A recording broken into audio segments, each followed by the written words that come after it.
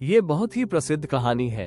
आज से लगभग 1500 साल पहले भारत में एक बौद्ध भिक्षु रहा करते थे। उनका नाम था बोधिधर्मा। पूरे बौद्ध धर्म के इतिहास में गौतम बुद्ध के बाद अगर कोई सबसे ज्यादा प्रभावशाली और प्रसिद्ध भिक्षु हुए हैं तो वो थे बोधिधर्मा। गौतम बुद्ध के बाद बौद्ध धर्म को सबसे अधिक फैलाने का श्रेय इन्हीं को जाता है। यह वही बोधिधर्मा थे जो बौद्ध धर्म को भारत से चीन तक ले गए और वहां से यह धर्म जापान, कोरिया और दक्षिण पूर्व एशिया के कई देशों में फैल गया। उस समय चीन का सम्राट बुद्ध के विचारों से बहुत प्रभावित था। उसने वर्षों तक प्रतीक्षा की कि कोई महान भिक्षु भारत से आए और उसे बुद्ध के शांति संदेशों की गहराई समझाए। और जब बोधिधर्मा चीन पहुंचे तो वो सम्राट स्वयं उनसे मिलने आया। सम्राट मानसिक अशांति से जूझ रहा था। उसने बोधिधर्मा से कहा, मैंने बहुत कुछ किया, ध्यान, पूजा, प्रयास, लेकिन मेरा मन शांत नहीं होता। क्या आप मेरे मन को शांत कर सकते हैं? बोधिधर्मा मुस्कुराए और बोले, कहाँ है तुम्हारा मन? लाओ, मुझे दो, मैं उसे शांत कर देता हूँ। सम्राट चौंक गया। उसने कहा, मन भी कोई वस्तु है? ये तो मेरे भीतर है। बोधिधर्मा ने कहा, तो ये बात स्पष्ट है कि मन तुम्हारे अंदर है। अब कल सुबह 4 बजे मेरे पास अकेले आना, और हाँ, अपना अशांत मन साथ लाना भूलना मत। ये बात सम्राट को अजीब लगी। वो पूरी रात सो नहीं पाया।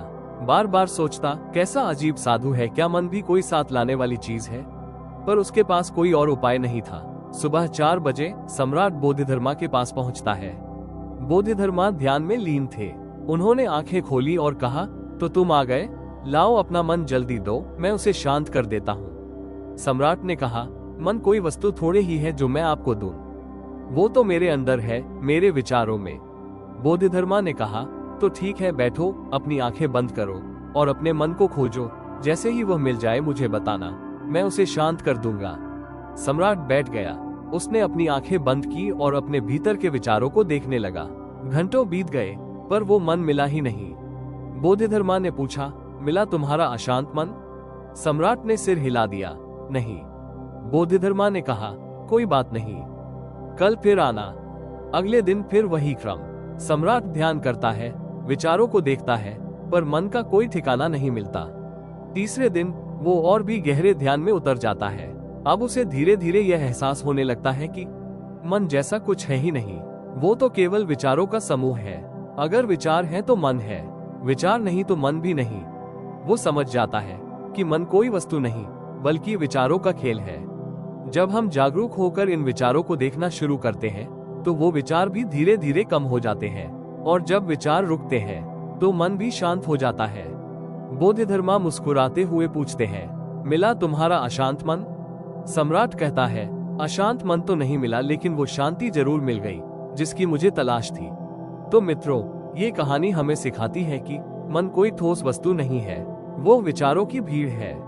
और यदि हम अपने भीतर झांकने की आदत डाल लें तो धीरे धीरे वो भीड़ छटने लगती है और अंत में बचती है एक गहरी शांति, एक स्थिरता, एक साक्षी भाव। जब भी अशांति महसूस हो तो आंखें बंद करिए और अपने विचारों को आते जाते देखिए। उन्हें रोकिए मत, बस साक्षी बनिए। जैसे किनारे खड़ा व्यक्ति सड़क पर आती जाती गाड़ियों को देखता है, वैसे ही अपने विचारों को देखिए। समय के साथ गाड़ियां कम हो जाएंगी और अंत में सड़क खाली हो जाएगी, और उस खालीपन में ही मिलेगा सच्चा आनंद, सच्ची शांति।